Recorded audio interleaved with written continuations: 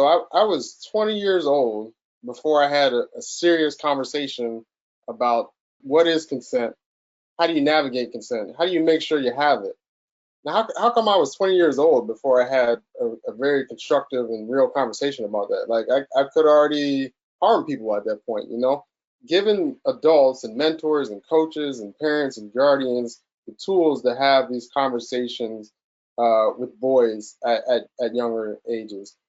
Because boys are having these conversations regardless, whether we choose to talk to them or not. They're going to get messaging from the media, from their boys, from pornography, any number of different places. They're receiving the messaging whether or not we're at the table. Um, and as I go around and I talk to a lot of parents want to have this conversation, but they quite frankly just don't know where to start or what the language of that conversation is.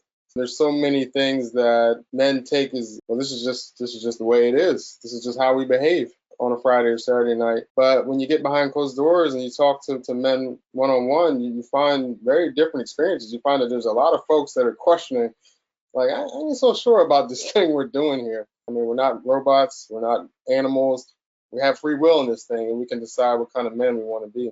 It was actually in exploring some of the topics we're talking about here today, sexual violence, harassment, that it actually opened up my eyes and helped me to see how much I was part of the status quo, if you will. One of the things that helped me very much was I had other men to bounce ideas off of, and that helped me greatly. I had the mentorship of women and men, and then I had men who were going through the same experience as me, or who had gone through the same experience as me, and you could bounce it off of them and know that you're not alone, that others have had similar struggles and came out to a place where they were comfortable with themselves. And I think when I hit my 20s, I was very fortunate to connect with some people that challenged me to really think about this thing called manhood. I very much look forward to inspiring others to have that same journey that I did.